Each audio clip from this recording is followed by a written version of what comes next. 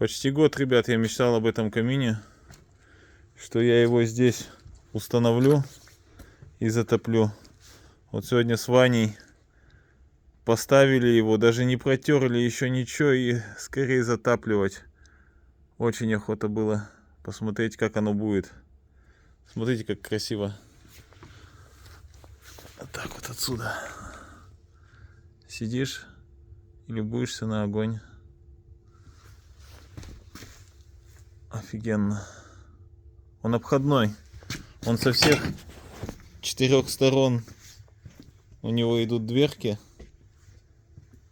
С любой из сторон можно подкладывать дрова. Смотрите. Видали? Технолит. Вот такая красота.